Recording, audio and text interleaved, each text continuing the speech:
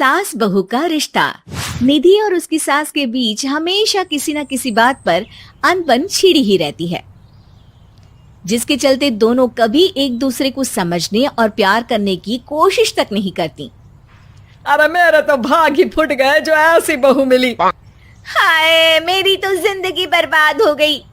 भगवान, या तो अच्छी सास दे देता या फिर गूंगी। इन्हें मेरे सिर बिठाकर कौन से जन्म का बदला ले रहे हैं भगवान। क्या बोली? वही जो आपने सुना। इतनी बड़ी हो गई कि सास से जुबान लड़ाती है। अरे यही सीख कर आई है क्या मायके से? अरे नहीं नहीं, उसके लिए तो ससुराल ही काफी है। मेरी सास ने मुझे बहुत अच्छे से जुबान लड़ाना सिखाया है। हाँ। सास बहू की तीखी नोक झोंक चल ही रही होती है कि दीपू वहां आ जाता है। रिश्ता करते हुए पति पत्नी की जगह सास बहू की कुंडली मिलानी चाहिए, क्योंकि अगर सास बहू का रिश्ता अच्छा नहीं तो उनका पता नहीं, पर पति की जिंदगी तो पक्का झंड है। मुझे अपने सामने कोई झगड़ा नहीं चाहिए। बस करो दोनों। दोनों शांत होकर अपने अपने काम में बिजी हो जाती हैं। दीपू ऑफिस चला जाता है, जिसके थोड़ी ही देर में दीपू की बहन कल्पना का फोन आता है। अरे कैसी है रे बेटा? ससुराल में सब बढ़िया है ना? कोई तुझे परेशान तो नहीं करता? सास की बात सुनकर पास खड़ी निधि हंसकर कहती है, अरे वाह रे ऊपर वाले, खुद बहू को शांति से सांस भी नहीं लेने देती और बेटी से पूछ रही है कोई परेशान तो नहीं करता। अरे मेरी बेटी तुम्हारी तरह नाकारा और बदतमीज नहीं है, इसलिए उससे पूछना बनता है। तो उनकी सास भी आपकी तरह नहीं होगी, इसीलिए उन्होंने कुछ बोला नहीं। और इसी के साथ एक बार फिर दोनों सास बहू के बीच तानों का युद्ध शुरू हो जाता है। फिर कल्पना कुछ देर तक तो फोन पर सुनती रहती है, पर जब दोनों चुप होने का नाम तक नहीं लेती तो वो चिल्लाते हुए बीच में बोलती है, अरे बस करो, यहाँ फोन कान पर लगाए जब मुझसे आप दोनों की बातें सुनी नहीं जा रही तो मेरा बेचारा भाई न जाने किस हाल में होगा। अरे ये सब तेरी भाभी की वजह से है बेटा। तो माँ, आप भी कुछ कम नहीं है। आप दोनों को ही अपना रिश्ता सुधारने की जरूरत है। मैं एक बाबा को जानती हूँ जो रिश्ते सुधारने में एक्सपर्ट हैं। आप दोनों उनके पास जाइए। ना जी ना, मैं ऐसे ढोंगी बाबा में नहीं मानती। देखा, कहा था ना। अरे ये तो हमारे घर में शांति चाहती ही नहीं है। भाभी, एक बार ट्राई करके तो देख लो। इस पर निधि मान जाती है और अगले ही दिन दीपू के ऑफिस जाने के बाद दोनों बाबा के पास पहुंच जाती हैं। सास बहू के बीच रिश्ता कुछ ज्यादा खास नहीं है। हर समय तू मैं चलती रहती है। हाँ जी हाँ, बिल्कुल सही। आप तो बहुत ज्ञानी है बाबा जी। तो पाई सुनो, बहू को साफ और सच्चे मन के साथ सास को 12 लाल और 12 हरी चूड़ियां भेंट करनी है। बात भेद अपने आप कम हो जाएंगे।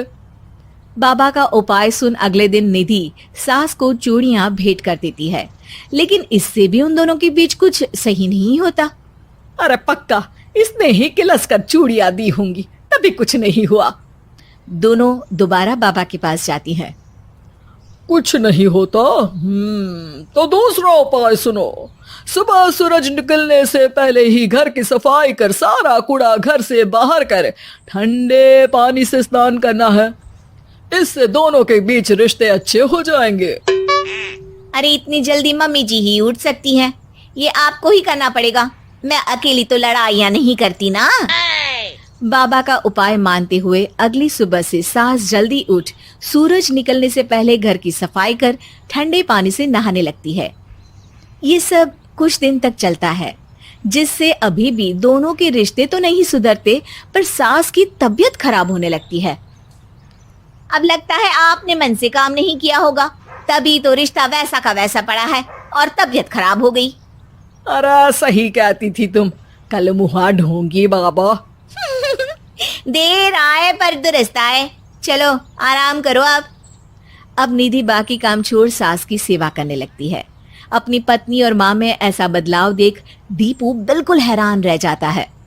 अरे कहीं बाबा ने कोई जादू टोना तो नहीं कर दिया? मेरी माँ और पत्नी इतना घुल मिल कर तो नहीं रहती। ओहो, सरकाज़म। बस बस, अब जाओ और अपना काम खुद कर लो, मुझे मम्मी जी का ख्याल रखना है। निधि की बात सुन हैरान दीपू बस उन्हें देखता रह जाता है और निधि सास का ध्यान रखने में लगी रहती है। इसी तरह दिन बीतते हैं और निधि आधे से ज्यादा समय सास के साथ बिताने लगती है, जिस वजह से उन दोनों का रिश्ता पहले से अच्छा होने लगता है और वो एक दूसरे को समझने लगती है।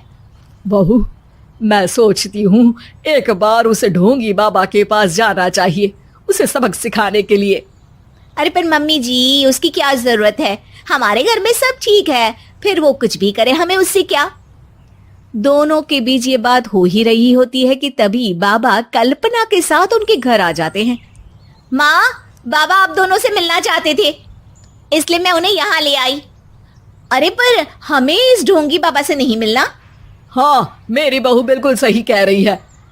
जो कुछ समय पहले एक दूसरे को मारने को चलती थी, आज एक ही लय में बात कर रही है।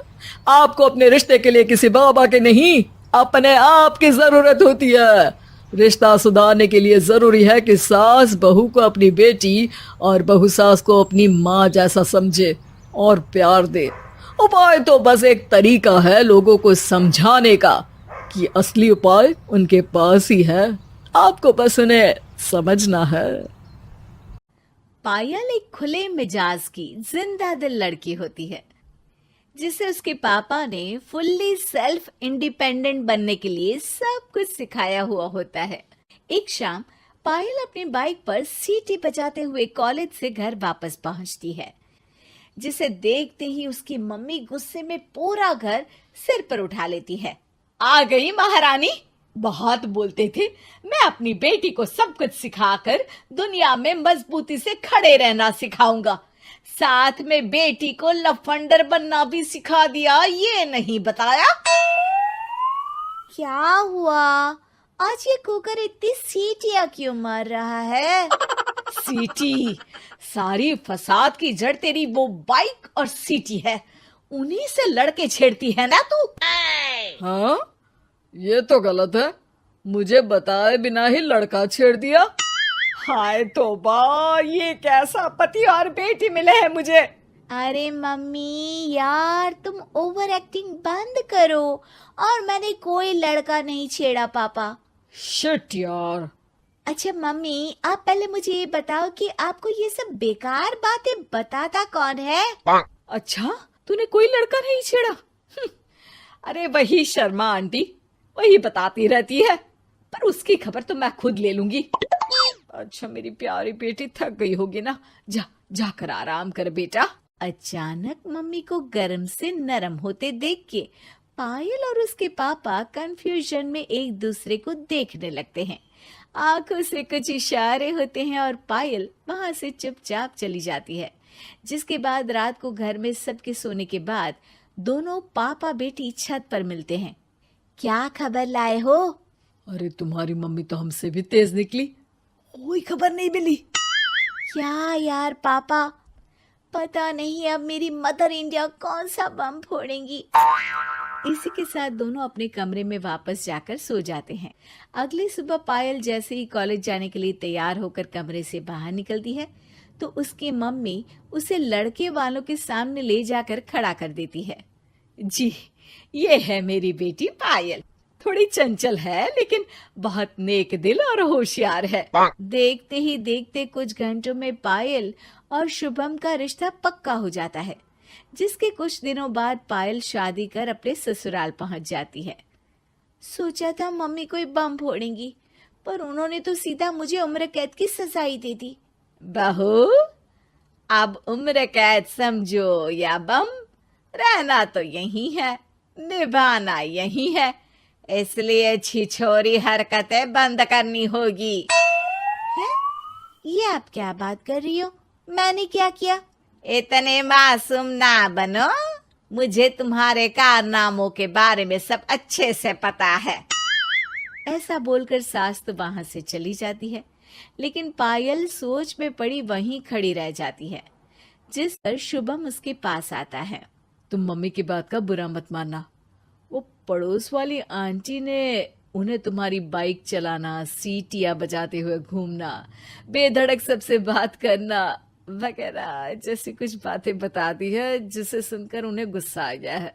पर फिक्र मत करना, धीरे धीरे साथ रहने से वो भी ठीक हो जाएंगी। Thanks for your concern, but I don't care.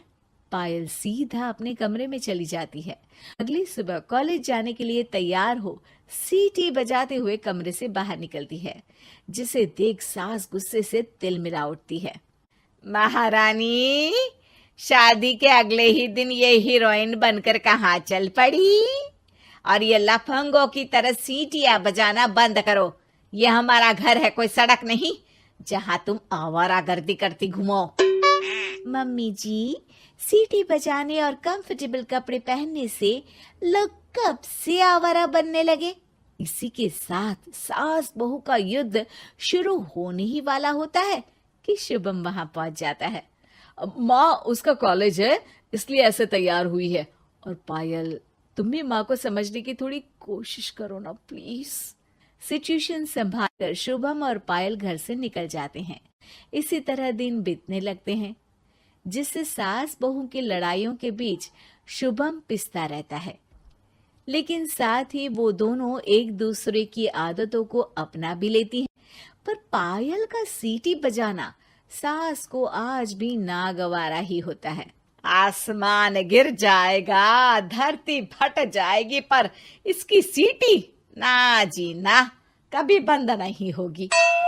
अरे मम्मी जी, जब आप मेरे कुछ बोले बिना सीटी से ही समझ जाती हो कि मैं क्या बोल रही हूँ, फिर इसे बदलने की क्या जरूरत?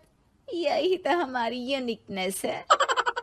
पायल की बात से ज्यादा सहमत ना होते हुए भी सास हंस पड़ती है। उसी शाम पूरा परिवार घूमने जाने का प्लान बनाकर घर से निकल जाता है, और उनके जाते ही घर में चोर घुस आते हैं, और तभी वो सब भी दोबारा घर के अंदर आते हैं बाहर से। क्या यार पायल, एक शाम भी फोन के बिना नहीं रह सकती थी क्या? घर में ही तो फोन है, कहाँ चला जाता? अब जल्दी अंदर जाकर अपना फोन लाओ, मम्मी और मैं यहीं बाहर वेट करते हैं। ज्यादा बोल रहे हो, देखो अब और धीरे काम करूंगी। ऐसा बोलकर पायल घर के अंदर जाती है और बहुत देर तक बाहर निकल कर नहीं आती। अरे ये तो सच में जानबूझकर लेट करने लगी। चल कर देखते हैं ना। दोनों जैसे ही मेन डोर के नजदीक पहुंचते हैं, उन्हें पायल के सीटी बजाने की आवाज सुनाई देती है। हमें लेट करके खुद मजे से बैठी सीटियां बजा रही है। अरे गधे, ये मजा नहीं सजा है, जल्दी से पुलिस को फोन कर। माँ की बातों से कंफ्यूज्ड शुभम उसे देखता ही रहता है। सास खुद ही पुलिस को फोन कर देती है। कुछ देर बाद वो दोनों पुलिस के साथ घर के अंदर जाते हैं तो पायल एक कुर्सी पर बंधी होती है और सास को देखते ही दोबारा सीटी बजाने लगती है। सीटियों की दुकान फिर से शुरू हो गई तू? और क्या इन सबको कह रही है कि चोरा है चोरा है? तुझे कैद किया है, थोड़ा तो तरस खाकर डर हमसे। और प्यार से क्या बोल रहा है इससे? अरे इसके सर पर बंदूक लगा, ठोक दे इसको। अरे चल झूठे, तेरे पास तो हथियार है ही नहीं। सास की बात सुन वहां मौजूद सारे इंसान हैरान रह जाते हैं और पुलिस तुरंत उन चोरों को अरेस्ट कर लेती है। आपको कैसे पता कि इनके पास हथियार नहीं है? अरे सीटी नहीं तो बताया।